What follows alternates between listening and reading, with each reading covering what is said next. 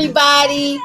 Good afternoon, good morning, good day, wherever you are. It is Alexia, your favorite Coco Mom Evolved, and I am here with the beautiful, the fabulous, the bridge builder herself, Patricia Evelyn Green of the Patricia Evelyn Green Group. Hi, Hey, everybody. Good to have you here. Good to have you here, and thank you so much for tuning into episode 10 of What's the Chew. Thanks so much for joining us. And how could we not kick this episode off, especially in light of the premiere of Respect this past weekend? So come on in, everybody. Thanks for joining us. I already see some people in the comments. Hey, everybody. Good day, everybody. Show us some respect. Drop those hearts in the chat. Come on, everybody. I won't sing for y'all unless you drop those hearts. If you don't drop the hearts, I'm singing. So you better come on. But as we are entering into our 10th episode, we are so excited to be here. One more to go, and then we're on hiatus until January. So can you believe it? Yeah. Can you believe it? We thought at the beginning when we knew we had to do 12 episodes that it would be quite ambitious, but we did it. And thanks to all of you for listening in. And you can always check us out on YouTube. So if you lost any of them, if you don't remember some of what was said or you didn't see them at all, you can always go there and find all of them. That's right. Now you're going to show us some respect on this episode because we are talking about wealth, and boy, do we have an amazing conversation for you today.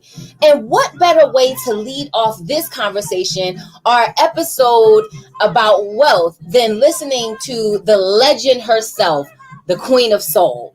It's all about how we respect ourselves, how we respect each other, and how we respect our communities. So thanks so much for tuning in to this episode. Start those watch parties. We don't own the rights to this music, but we love to lift up those who have been enlightening and inspiring our community in general. So how has your week been, Mama P? How's it been going over this past weekend and the last week?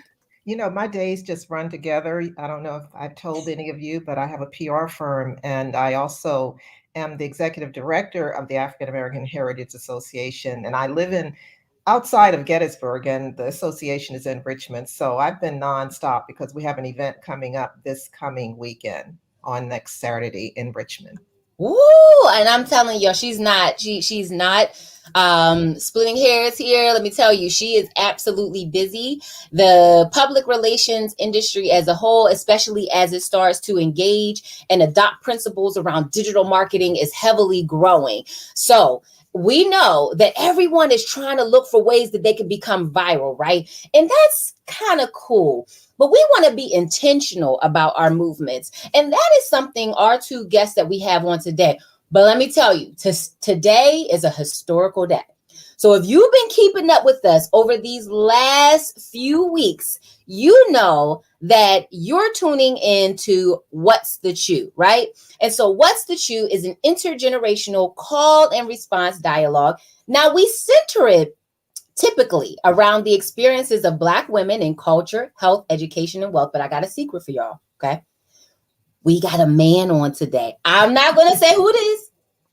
And this is just the beginning. So please make sure you go start your watch party. It's like, oh my God, y'all, they got a guy on. But we had to be intentional about this because the gentleman that we are bringing on today, the woman that we are bringing on today, have set a stage that is so profound that we couldn't waste any more time. And we knew that we were coming to the end of our series. So we wanted to make sure that we leveraged and were very intentional about those people that we presented to you.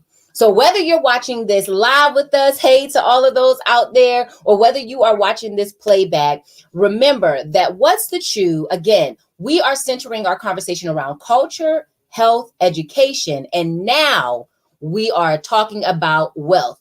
Regardless of what the media tries to show in mainstream, regardless of what things say, we have acquired an immense amount of wealth. And we will continue to do that as long as we invoke some of the tips, like we talked about last week. So what did you think last week about our conversation with Sister Monica and the different tips she was giving us as to how you can build wealth at any level? What did you think about that conversation, Mama P? Well, I thought it was great, and she's such an example. I mean, she has this day job as diversity head for the State Highway Commission, I believe it is. Mm-hmm. However, she's also been the mayor of Hanover, Pennsylvania, and she owns property in Oklahoma, and she has her 401ks together, and she's always looking at investment opportunities. But she's a give back person. Some of you may have heard the story of her and her golfing friends who were golfing while Black, and that got a lot of global attention. Actually, I read about it in some platform outside of the country. But she, golf is a real vehicle for doing business, and she is an amazing golfer, and let's hope that she gets justice, she and her girlfriends, around that tragic situation that happened with them. So I think that Monica also set the stage for Angela today, because Angela read some of her articles, and I'm not about Monica's incident, and I'm not going to give away too much about what Angela is doing now that she's in semi-retirement with her philanthropic goals, but it's kind of tied to some of what Monica's interests are. So we pick people who are threads. If you Yeah. go back to culture, health, education, and now wealth, it's a common thread in all of those messages that have gotten us to this point. And what I loved about the guests who are joining us today is how, without any prompting, one, they both lent their time. So that's A. So we got to say shout out and thank you so much to that. But also the way that they've decided to leverage their own experience and their own platforms, and engage the community in that same way, I think is something that transcends what we oftentimes see. And so with that, and we would like to welcome to our virtual stage. Please say hello to Miss Angela Rowe and Mr. and Coach Lee. Hey to you both. Hello, Hello, hello. everybody. How are you? Hello. Hello.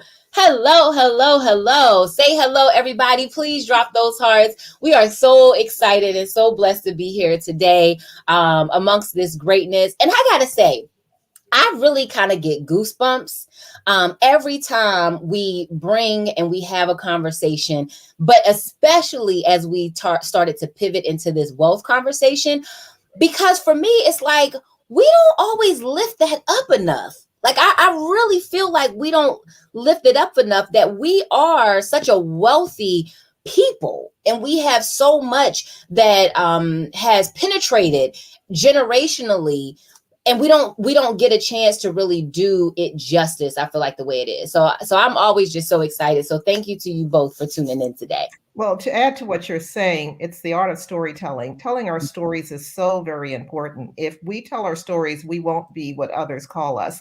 And I just met Angela, was it 2 days ago? Because you might have heard me mention a name last week that was supposed to be the speaker, but she got stuck in another country. And then Kent, our founder of the African American Heritage Association, knew someone and called her, and she in turn called Angela. And then Angela and I connected, and that's the power of the network. And then what I didn't realize was that I was going back home, because they're all in Richmond, Virginia, my hometown. Listen, and just that easily, the same way I'm, messing like we as many digital marketing and digital and social media persons do, and I'm all over Instagram, and I'm like, Black owned magazine. Wait a minute, what is this? And I'm stopped in my tracks in the wee hours of the morning. And I reach out only to come across this amazing publication that has also been very intentional. And then only to find out that it actually transcends even digital and media prior to this. And that's how I come in contact with Coach Lee. So again, when we talk about wealth being a mindset, it's also about where you look for things too, right? So I think oftentimes we gotta lift that up. So if you search, what is it? If you seek, you will find. I think is the way the language goes, but it's also pointed and able to lift up about the communities that we collaborate with. So whether like Patricia and Angela were able to kind of connect through different venues in person, so the art of personal network development is not lost. Please, those of you who are tuning in, don't think that the only place you can still connect with people is on social media. Oh, if I don't have 1 million followers, I'm not doing it right. That is simply not true, right? As you can see. And then also, too, even if you are leveraging social media, you still want to be intentional. Like, things still need to connect. Well, you have to do your research so you connect with the right people. That right there. That is so true. Period. Put a period behind that. Put a period or So let's period. go to the first question. And as we pivot that too, I was just going to say I have a quick little icebreaker, if you will, Okay. that I just want to kind of lead with. And this one, it kind of takes us back to a little bit about our conversation about health. But I think it's important too, because it does, like we talked about last week, and Sister Monica brought up, health plays into wealth, right? So if you have not, and this goes to Coach Lee and Ms. Rowe, if you have not heard about the situation that has started to uprise, happened months ago with C.H.E.W and her family. So let me paint the picture, right? About February 2021, C.H.E.W, who was actually appeared on American Idol, and she was an American Idol finalist. She takes her and her husband take their son into the hospital because he was a breastfed baby, but as they were transitioning, he wasn't taking fluids as well, which is so common, so very common. And so they take him to the hospital because they're like, oh my gosh, what's wrong? What's happening? Only to then have their child snatched away from them because one, C.H.E.W wanted to wait for her significant other to get there to decide whether or not she wanted to go forth with them administering this B12 vitamin. Okay. She says, wait. That's all she says. She doesn't say no. She just says, can we take 1 minute and wait? Because of that, the Human Services Division, Health and Human Services, Social Services, Children Youth Services, depending on what it's called in Florida, come in and they take baby boy away. She's expecting at the time. Subsequently, months later, she gives birth to a little girl. As they're on their way home, they're surrounded by, again, the Human Services Department and police, who then take the baby away, right?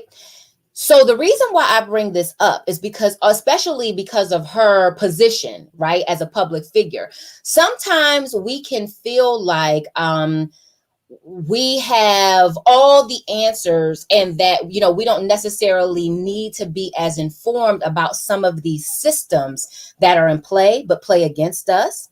And so starting with Miss Rowe, if you could please, just understanding that semantics, how important is it for us to kind of also be aware of what is happening at a legislative level in our respective states in order to kind of balance where we are as a people? Like, how important is it for us to get involved? How important is it? We just, finished the election not all that long ago from the presidential perspective, but how important is it for us to be involved in that capacity? Well, it's very involved. One is by way of background. I'm actually a former candidate for public office. So that aspect is near and dear to my heart. While I was not successful, I continued to be an advocate. And, interestingly enough, we'll talk about this at some point, my platform, Women Know Sports and Money, that's one of the primary reasons why I started it. I have a Facebook that's part of that platform, and I have a radio show. And one of the things I do is I provide that information. I don't want to say I regurgitate, but I do know that sometimes in various communities, folks don't keep up with a lot of the information. A lot of times you can be bombarded. It's just overwhelming. And so I cull through legislative information, both on the state, local, and national level. And I choose those, those information and articles that I know is going to impact the wallet of our community. And I publish those. I resend those, have conversations around those, both on my Facebook platform as well as my radio show, just to make sure communities keep, they're informed of what's going on, how it may impact their health and their finances. That's very important to me and very much a part of my Women Know Sports and Money platform. Mm, thank you so much for that. And that's funny. So again, Miss Rowe has a radio station and platform, and Coach Lee also publication and media. So you again, you see how important it is for us to have those space, and that helps us to control the narrative. So kind of same question to you, Coach Lee, especially coming from your perspective as a Black male. And hearing about these different things, especially when you hear the terminology like protect Black women and things like that, how important is it for us to be intentional about our knowledge and our engagement from a legislative perspective? Oh, it's absolutely critical. One of the things that we have to do in media is to start the dialogue. And for those that are in position to have a place to come on our platforms to begin to share with the community, we have to rebuild that trust level, I think is the first step. I think for too long we felt ignored and we felt that we didn't have a voice. So we just totally tuned out with regard to legislation and politics altogether because we're so need driven. And so what we have to do is connect the people with the politicians on our platforms so that we can restart and re-jumpstart those conversations so that we can get in the habit of letting our voices be heard. We have to tune back in and we have to chime back into the political arena to realize that it does affect our everyday lives. I think that's kind of where we tuned out, is where we felt like it doesn't affect our everyday lives. So I think one of the things that we definitely want to do on our platform is just to pull in those politicians and let them connect with the people again. That's a really good point. Using our platforms, and that's exactly why what's the Chew kind of came to be, is to almost create that opportunity for those who want to be a part of that social justice movement, but they're just not quite sure how to kind of get started. Those who want to have these conversations, but they're just not sure, like at what area to start with, to introduce them to persons such as yourselves who have created these intentional platforms too. So may I ask a question now? Please do. Thank you. Ms. Rowe, Angela, who inspired you? I know you were a senior vice president in the banking industry for quite a long time. Can you tell me, or tell us rather, your path? How did all of this come to be in terms of who you became? And were there any influencers along the way? Absolutely. My mother, while she passed away in 2005, she continues to be my inspiration. I came up with a two-parent household for a while there. My father died suddenly when I was 11. There were seven siblings in my family, and he died suddenly when I was 11, and I was next to the youngest. And that left my mother a widow at 36 years of age to raise 7 kids. So that began my trajectory. My father never wanted my mother to work, so she was a stay-at-home mom until my baby sister was about 5 years old. She had worked at Fuller Morris doing seasonal work, and he'd always ask her, "When are you going to quit that job?" And luckily, she had goals and dreams, and she didn't quit that job, and she ultimately became an hourly employee at Fuller Morris. And again, when he passed away in, the early 70s, I was 11. She became a 36-year-old widow. It was really by her income and her dreams and her job at Fuller Morris that really changed the trajectory of my family's life. That also had an impact on where I decided to go to school. 2 weeks before my father died, we actually, at least for me, my older siblings had already visited his family in North Carolina, but I got at the age of 11 to finally visit his family in North Carolina. They were going to let us stay down there and pick peaches and things of that nature. It's also a very interesting story that we heard about, years later, about how my sisters and brothers and I, how we acted during that vacation. But when my father died, I said to myself, if I ever got to go to college, that I wanted to go to a North Carolina school, hence, where I went to college. And so that all changed my trajectory. I got from my mother her work ethic, having dreams, and wanting more for us and our family. So she continues to be the strongest influence in my life and a lot of the direction that my life has taken. And thank you for that. And how did it take you to the banking industry? When I was at NC State, which is where I got my undergraduate degrees, I initially thought I would go to law school. So the first 2 weeks of undergrad, I actually majored in English because everyone said, hey, law school is just reading and writing. So 2 weeks in the undergrad, I started my work-study job in the fund accounting at NC State. I actually fell in love with the numbers, accounting, and I fell in love. And I said, what? And I tried to think forward. I said, what happens in 4 years if I don't want to go to law school? What degree should I have to maximize my income and job opportunities? I decided to change my major to business. I decided to double major in economics, and I've never looked back. I knew once I finished my undergraduate degree, I'm going home to be with mama, and I'm going home to work for a bank. So I had, those were my intentions. I had those goals, and that's what led to my 35-year banking career. Thank you for that. And later on, I want her to talk a little bit about how she was able to turn that into an entrepreneurial pursuit for herself with respect to the kinds of ways you started wealth management through having that experience. So thank you for the beginning. That's By awesome. the way, FYI, I have to go get my cord because my battery is so I'll be right back. That's okay. Welcome to the wonderful world of technology. But I think that's perfect because same question for you, Coach Lee. Who inspired you to kind of and please allow this to segue into sharing a little bit of your background and kind of how you got into the space that you are today, especially from a media relations perspective. Absolutely. Well, I would say my answer is twofold. My initial inspiration was Bob Johnson, of course, founded BET. Our backgrounds and our journeys were very similar. If you would study some of the way and what he went through and how he suffered to bring this dream to reality. I went through pretty much the same thing, almost situation for situation. And as I watched his development and what he achieved with BET, I realized about 10 years ago that this man changed the world. He changed the world. He changed culture. He changed media. He changed the way that money moves on a global scale because he brought the beauty and the power of Black people to a global stage. And once I began to really study his life and study the effects of what he created, I felt that entrepreneurship would be the best way that I could contribute with my life, with my gifts and talents. And so I really just began to follow his lead in a lot of respects and studied his life. We were taught that success leaves clues. I think that was in a Tony Robbins seminar from back in the early 90s, which I think he got it from Jim Rohn. And I started to study marketing and sales and business development. And it just reshaped how I began to look at opportunity and how I began to look at business. My job is to serve. My job is to create opportunity for other people. And I've really, really developed that mindset, and is the basis for everything we do at this point.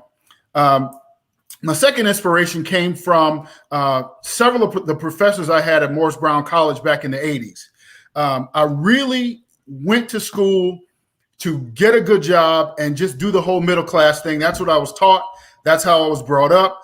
But when I landed in Atlanta in the late 80s, the people that I met were entrepreneurs. The people were focused on changing generations and not just making enough to survive from week to week and year to year. And so the professors just sort of fed that drive to create and to help our people come up to a whole nother level.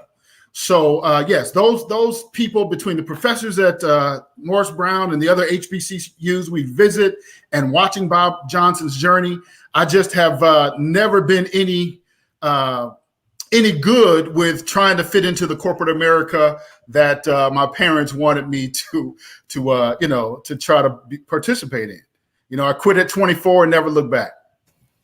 I admire you very much because I quit so many jobs to be in business. If I had just stuck with the business, I would be far better off now. Yeah. It's a tough journey, but better now. It wasn't cool back in those days. You had to deal with the backlash from your family, from your community. Being an entrepreneur wasn't, sort of the in thing back in those days. Risk taking. So they considered it risky. To me, it's the safest route now. Yeah, I preach that everywhere I go. I think you being at the reins of your own destiny is the smartest way to survive and to grow and thrive as we go into this new economy. That's great. Thank you for sharing that. Angela, as you were listening, what were you thinking? I know that you have done some investments of sorts, yes? Yes. Can you tell us a little bit about how you did both, basically? You worked for the banking industry, but you were also setting sight on what it would be like when you left, and you certainly were looking at your wealth management.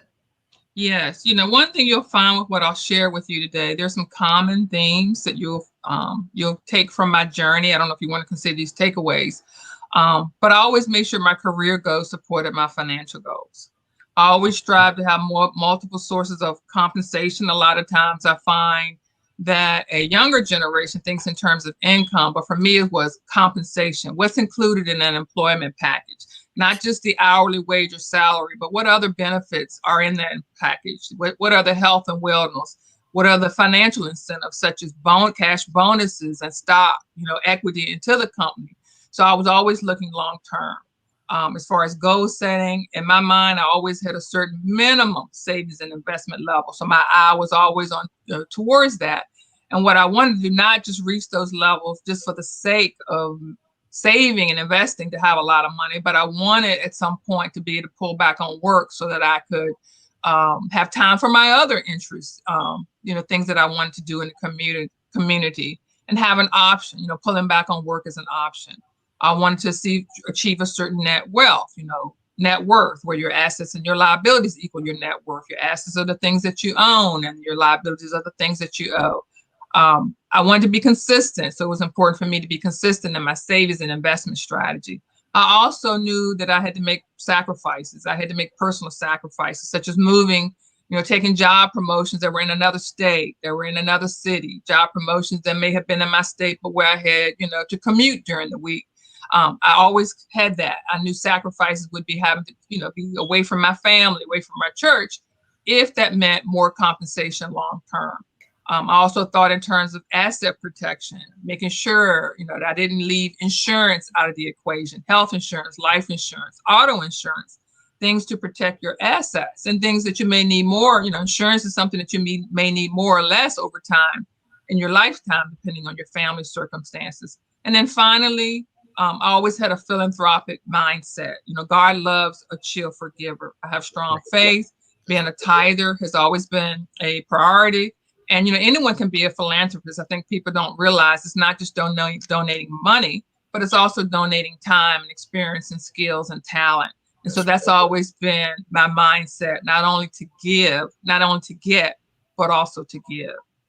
Wow. I love that. And those are some, we have to make sure we bullet those, Alexia. Yeah, I was just about to say, if you could, Ms. Rowe, just again, high level for the people that were trying to take notes, because I know for me, I was sitting here now just trying to capture it. So if you could just list out again, what are the bullet points that we should walk away with again?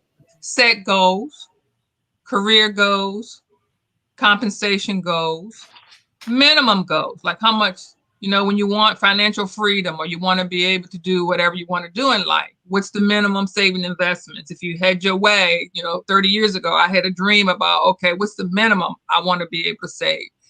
Because, knowing that you want that minimum kind of helps you stick with the blood, sweat, and tears you may have to go through in corporate America. I wanted a minimum net worth, okay, what net worth would make me comfortable? That could be real estate or not real estate, being consistent, sacrifice. That's part of it.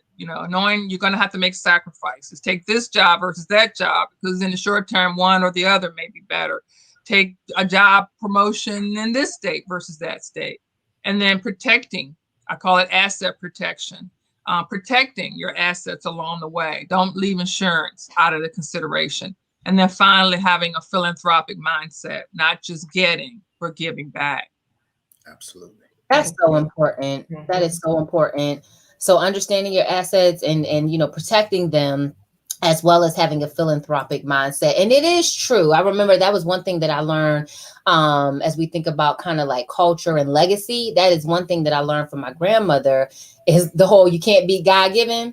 And when I tell you the whole press down, shaking over, open up windows of, like, it is amazing how when you give just without any expectation, right? But you just kind of give, it's always cool. And so as I've started to kind of acquire different things, I think about that Mary Mary song when it's like, it's the God in me, and that part where she's like, you know, she writes those checks that'll be able to, I'm like, that's what I'm trying to get to. Listen, I want to give my time. I want to give, you know, financially. I just want to be able to give. And when I see the things that you all are doing too, it just is further encouragement that, like, no, that's the right mindset to have. Like, trust me, the money will come, you know, things will come. But if you go into it with the right mindset and with those, with that in sort of intentionality behind it, you are much, much, much better off. So, you know, thanks for continuing to lead by example as well. So I would say probably the same thing to you, Coach Lee, as well, is like when you think about, because for you especially, right, making that transition and that pivot at the early mid to 20 point, I'm thinking about where I was at that time frame. And it's like probably scary. And I mean, it's scary at any age, but it's scary. But like, what are some of the things that you kind of knew, or at least became more aware of, that you needed to take with you from a building, a legacy building, a wealth building mindset perspective in order to pivot the way you did? Something had to kind of trigger that. Absolutely. It was the fact of being undervalued. And I'd always been taught that, yes, you know, you have to be paid or compensated what you're worth. And I was working in banking and finance too, Miss Angela. And I was working for a mortgage company, and I was making this company, and I'm looking at the stats, and I'm looking at my numbers, and I couldn't reconcile what I was earning and bringing into the company versus what I was taking home. And it was not a place of fear at all. It only made sense because I doubled my income the very first month I left. I wasn't going into an proven field. I had experience, and I started off as a telemarketer for a mortgage company in college. So I'm like 19 at that point. So by 24, I'm considering myself to be a seasoned vet. So I'm in and I'm earning and I'm just doing what I normally do. I just decided to do it for myself and bring home 100% of that revenue. So I really wasn't afraid. I was excited. I was motivated. I felt like it only made sense for me to make that shift. It just made, financial sense at that point. But what I did was I was challenged with having to learn financial literacy on the fly, because now you're all of a sudden 24 years old, you're making six figures, and I hadn't been taught how to handle or manage that kind of money at that point. So that's why now we're very intentional. And I like that you use that word. We're very intentional about reaching out to the millennials because they're making more money, because they're very entrepreneurial. They're on par, more educated than were. And so they're coming out, they have to learn how to manage and multiply the money that's coming into their hands. So but for me, no, I wasn't afraid at all. I was excited because it just made sense to do what I was doing in corporate America and do it for myself. But from there on, I just began to make progressive, but incremental moves upward. The very first business that we had was generating leads for the financial services industry. I felt like if I can help them get what they want, which is sales, leads, and customers, I would always have a sustainable and predictable business. That's very intuitive. Mm-hmm. Very intuitive. So I'm going to segue to the nonprofit, Angela, that you have with women and sports. And can you tell me about that, or tell us about that, and how you integrate the two? Well, actually, it's called Women Know Sports and Money. It's not a nonprofit yet. I thought I'd step out there, and I wanted to, think about ways to pivot and have some other interests. So I love sports. I'm a sports fanatic. So I initially thought of maybe having a talk show, a pod show. It's always been on my bucket list. I'm into checking off things on my bucket list, to have a radio show. And so initially I thought Women Know Sports and Money. So when I did my research, that was taken. So I said, okay, I can't use that. So what else? So I thought, took about 30, 60 days to say, what else? What other things are interest? And then I'm like, well, money. I've spent, 30 plus years managing other folks' money, managing my money. So that's how I brought the two together. Women Know Sports and Money, the two things that I've done most of my life and that are of interest to me. Right now, it's more philanthropic and hobby, where I, financially I'll support initiatives that promote sports, health and fitness, wellness, mental wellness, physical wellness, and information where I can provide financial literacy or other initiatives around financial literacy, economic empowerment, women leadership, and entrepreneurship. So right now, it's not, I'm considering whether I should establish as a nonprofit, but right now it's more philanthropic, where I can give back by promoting, these initiatives and these topics throughout the community. And again, I took a step further. I have a radio show that airs twice a month here in Richmond. It's called, it airs on WREJ, Rejoice Richmond, 101.3 FM, 990 AM. Right now, I'm experimenting with it. I've done it for about 11 months. Comes on twice a month for 30 minutes, and I bring in speakers around finance and wellness. I bring in speakers around sports. And again, it's also a Facebook page where I promote financial wellness, sports information that I think is important and relevant. So again, it's something that I'm experimenting with. I do have it trademarked, so that I can branch off and do other things with it. But it's really my way of giving back right now. So for me, it's more around giving versus getting. Well, when you give, we've talked a lot about this giving today with respect to not necessarily looking at anything in return. And I ascribe to that so much, because I feel when you give, not to get, it's an expression of showing God's love. Yes, And it's just so authentic. Sometimes when good things happen with the show, at least, for example, Alexia and I have been on this journey with this show for months now. And we're building an audience, and we're just doing this as a labor of love. And these women who come on every week, the same for them. It's amazing. We have about 14 women who rotate in and out for each series. For this wealth one, we didn't have any women with the background in wealth. So we're glad that you are a new member of our tribe, I hope, because we're going to, as I mentioned, start it again in January, and we're going to have the same subjects, just different kinds of themes related to the same topics. Yeah, and I wanted something where I wasn't promoting a product. I was engaging, educating, and empowering. And by doing it through this platform, Women Know Sports and Money, it's a fun way.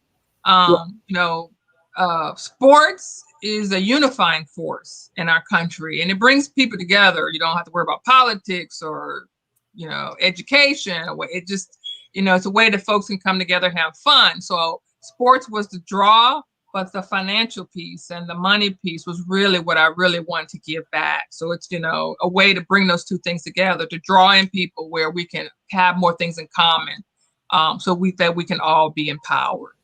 Excellent. That's so amazing. That's so amazing. And again, it's just very encouraging to continue to hear the idea of wealth as a relevant, realistic, and realistic and ready now conversation that we can have. I think sometimes too, it's when people heard us ready to talk about wealth, I think we're like, ooh, that's not me. I don't know anything. I don't know anything about that, or I can't speak on that. I'm broke, or I don't have this going on.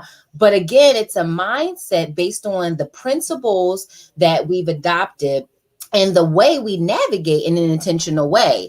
And shout out to Coach Robin, who has been on many, many episodes before. And yes, give back when you can. Absolutely. I think that's a piece that we do need to recognize as a major part of your wealth building, and your legacy building, is the giving back. If you look down the road, anybody who is worth their weight in wealth and gold, if you will, has a philanthropic arm, an intentional philanthropic arm. And that, again, was one of the things that kind of led me to the Black-owned magazine. So Black-owned magazine is a roadmap to wealth and legacy for Black entrepreneurs worldwide. So Coach Lee, most of what you also what is seen, like from a platform perspective with your magazine, speaks to exactly what what Ms. Rowe was talking about, right? About Absolutely. the wealth and the wealth building. So if you could too kind of share the intentionality behind this pivot and why, because you could have chosen so many different topics. Why highlight and lift up wealth? Well, sowing information is just my way of giving back. I believe that it's a seed that's going to give us a harvest for many, many, many generations. I feel like it was more than just me choosing this route as a pivot. I really feel in my heart it was more of a calling. I believe that God needed someone to take it seriously and be intentional about sowing this information into the hearts and minds of this generation so that we can see the fruit of it in future generations. You know, the part about legacy, our people have lacked in legacy. We have not been intentional about planting seeds today that will bring harvest in the future. That's one of the reasons we're still so far behind, even though we've quote unquote been free for so long now. Being intentional about sowing money, because you reap after your own kind, sowing money and sowing information will give us that harvest that we're going to need, that our children, our grandchildren are going to need. The Bible says that a good man leaves an inheritance to his children's children. And I believe that inheritance starts with, yes, money and sowing and giving back and being intentional about it, but also sowing information and being a catalyst to information and to people. You know, like I would just love to take time. If you guys had time, I would like to interview each of you all and profile you in Black Owned Magazine, because what you're doing is critical to future generations. You know, we have to realize that we're just seeds. We're just seeds, that our life is just going to be a seed. And I believe that the hearts and minds of the children and the young people in our generation is good soil. So I think we should just continue to do things like what we're doing. And you guys should continue to make wealth a priority. So much of our inability to be free and our inability to pursue our purpose is because we're spending too much time pursuing provision. And so if we can get to the point where we have the wealth, like Angela was talking about, we have multiple streams of income. We can have time to be philanthropic. We can have time to pursue those things that are really near and dear to who we are as people. For too long, I know when I would go to the family reunions, I'm talking to the old folks. They didn't have time to worry about what they like or what they enjoy or what they were called to do, because all of their days were spent in labor. And that's really not the optimal way to produce income. So I love that we have people like Angela who are in that field of banking, who can kind of be that bridge to the rest of us who maybe grew up middle class and didn't learn about these things till later in life. So I'm excited about these things that our platforms are bringing people together. And I think the rate at which information gets out to the people is going to increase exponentially in the coming generations. I just have to add, first of all, applause for both of you. Yes. Well done. I just want to add that it takes sacrifices too. Yeah. And you know that we are consumers. And you can't go toward being an entrepreneurial thought if you're also spending a lot of money. That's right. And you know that we are targets for advertisers. That's right. With respect to what we are mesmerized into believing we want. All of that. That's right. All of those tools of persuasion. So with that, I also want to ask you about leadership, because I always say leadership involves a journey inward. So a lot of what you both have said lets me know that you took the journey inward to decide on what your path would be. You did not listen to detractors at all. You followed your own voices. So can you shed some light on this whole concept of leadership being a journey inward? And even if you think you can't, because someone has told you can't, you can if you feel you can. One thing for me, I'm a lifelong Girl Scout. A lot of folks don't know that. I actually have a brownie troop. I've been a brownie troop leader for, almost over 35 years.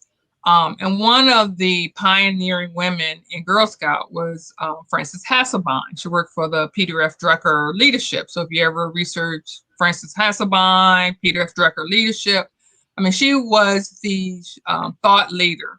And one of the things, I got to hear her speak in person here in Richmond. And one of the things that stuck with me when she came to visit and talk is whisper, from a leadership perspective, is listen to the whispers of your body, listen to the whispers. And so for me, it's always been when I listen to myself and what gets me motivated, that's what I've used for leadership, you know. So while I was on the corporate journey, I knew for me there were other ways that I wanted to lead. This whole thing around being a servant leader, that was always at my core. And so for me, that's what's driven me. I've had quite a few leadership positions, both in the community and the corporate world. But for me, I've never gotten away from listening to myself, what really motivates me.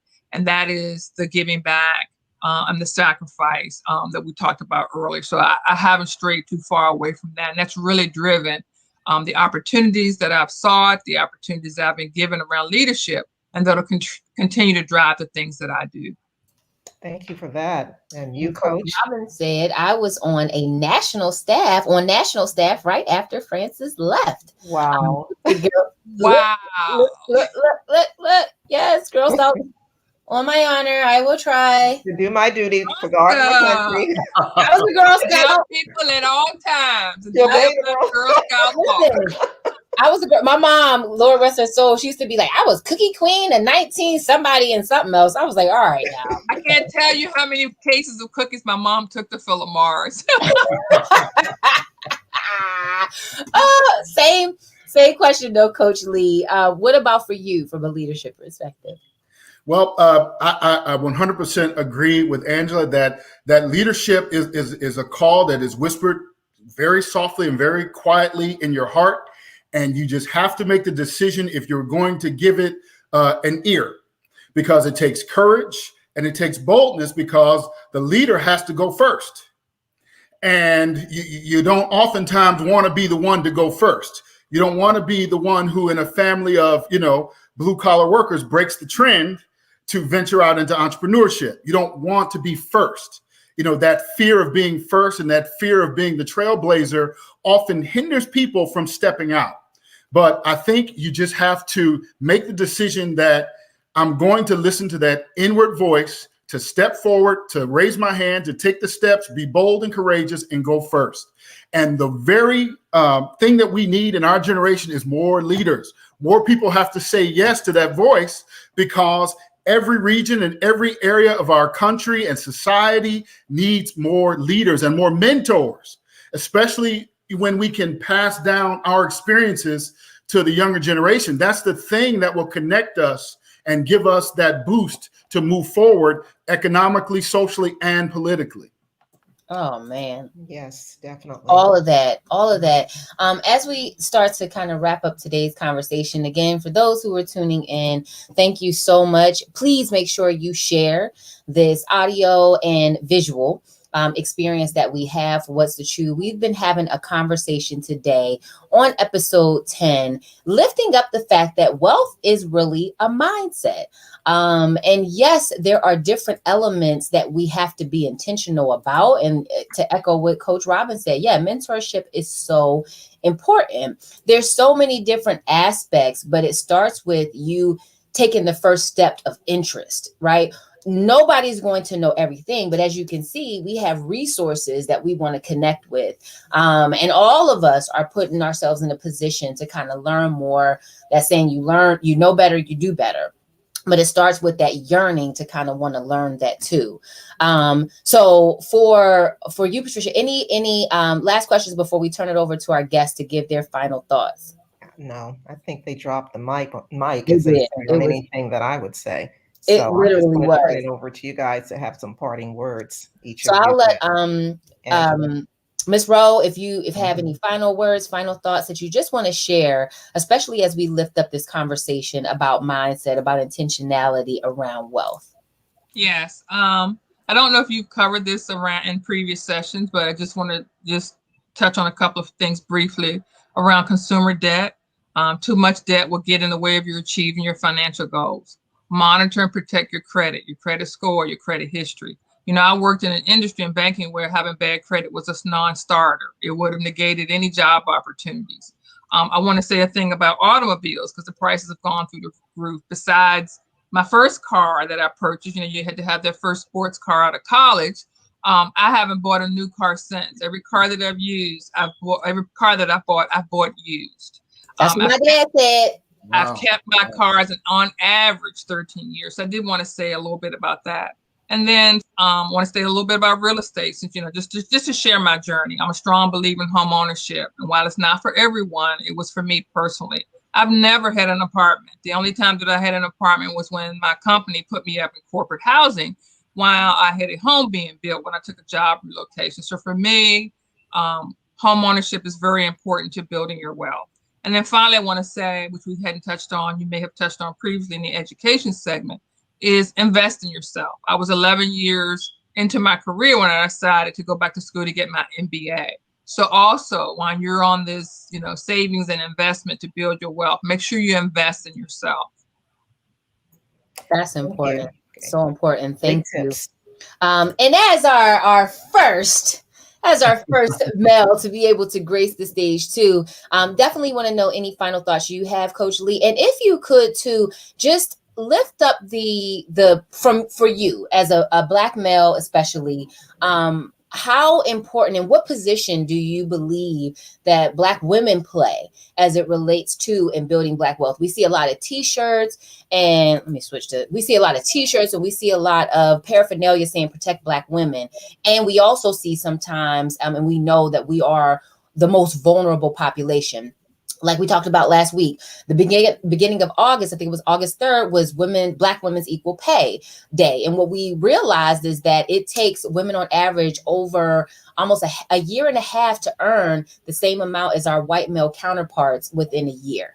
And so there's so many disparities that we face, and we're constantly scratching and building to break these glass ceilings. And so, yeah, again, if you could in your final words too, share your final thoughts and words, and then two, what position do you feel is important to lift up and hold space for Black women?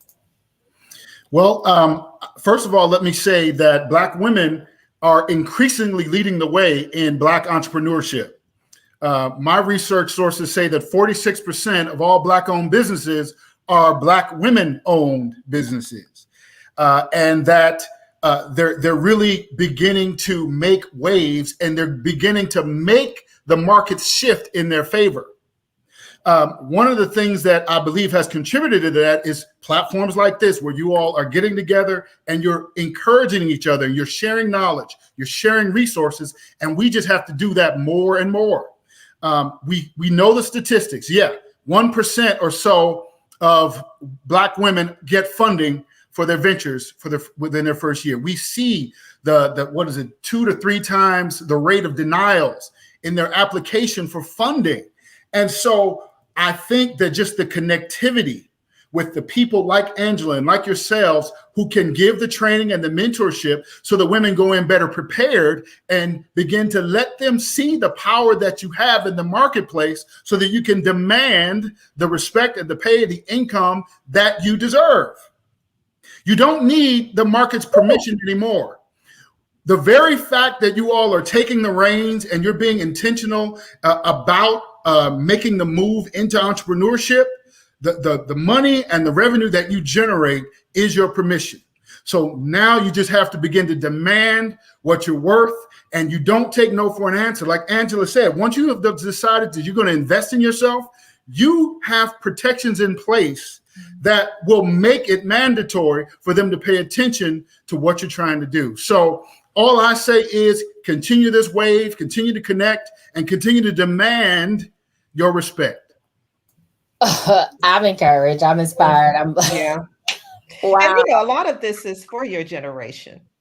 Listen. I always say the baby boomers started the fire. Baby boomers started the fire. Absolutely. So, we can sit down with pride now. No. It is I can say, and I'm going to speak just intentionally for just the generations that are to come, we'll say, because I always say too that I'm kind of like on the tail end of the millennials, because I was definitely raised by like the boomers, and I think it was Gen X. Yeah. So yeah, so my perspective on things shifts a little. However, definitely I am very intentional about wanting to learn and wanting to absorb. And so everything that all of you have said, and then especially just hearing it again from a Black male's perspective is so encouraging, because that is, again, sometimes what's not lifted up, which is why I love Miss Rowe, that you have the radio station, the radio show going on, and Coach Lee, that you have the magazine, because for me, and then of course the work that you're doing, Mama P, in the PR, because it means that we're starting to take back the narrative. Like you said, Coach Lee, we are starting to dominate. So we just have to demand it and not be timid about what it is that God has gifted us to do. We know that, so it's time to kind of start walking in that. Yeah. So I definitely got to lift that up. Thank y'all so much for that. With that, it has been such a great conversation. And for everybody who has tuned in, whether you are watching the playback and you're encouraged, whether you are joining us live, we've given you a lot to chew on. And so you have got to take this conversation back and have it with your own tribes. And as we start again to segue to the end of this particular season, we're going to give you more opportunities as to how you can start this dialogue with your own. And guess what? Now, 2 platforms that you can engage in, that you want to make sure you're connected in, because both of them are growing with what Ms. Rowe is doing and with what Coach Lee is doing. And if you could, Ms. Rowe and Coach Lee, share where people can keep in touch with the initiatives that you have set forth and set before us, as we start to also give our audience things to chew on and how they can stay connected with what you're doing too. Can you tell them how to share it? Women Know Sports and Money Facebook page. So again, Women Know Sports and Money Facebook page. And they can type it in. Can they type it in, Alexia? Yep, I've Or already, you type it in? yep, I definitely got it. Women Know Sports and Money Facebook page. And what about for you, Coach Lee? We are Black-owned magazine on all platforms, Facebook, Instagram, and we just started building our YouTube channel. The magazine, you can follow us and subscribe for free. The magazine's 100% free at blackowned.press. There you go. Blackowned.press is where you can go online and get connected. There you go. And on Facebook, Women Know Sports and Money. That's AND instead of N. Women Know Sports and Money. Yeah, Women Know Sports and Money on Facebook as well. And of course, as you are deciding, as you are trying to get caught up on all your What's the Chew episodes, and you're like, wait a minute, if you're just tuning in, or you're like, I think I might have missed something early on, don't worry about it. You can also go back and find out more about what we've been doing and the different elements. You can subscribe and share through Facebook and YouTube. On YouTube is Patricia Evelyn Green, and on Facebook it is the Patricia Evelyn Green Group. It is all about respect when we're talking about wealth, when we are educating ourselves, when we are mindful of our health, and all of these things as it relates to evolving and sharing the ways that we are birthing and growing as a culture. Thank you so much for tuning in again to this episode of What's the Chew. Make sure you come back next week, 4 p.m. Eastern Standard Time, when we wrap up our series on wealth. Thank y'all so much for tuning in today. Have a great rest of your day. Bye, everybody. Bye, everybody.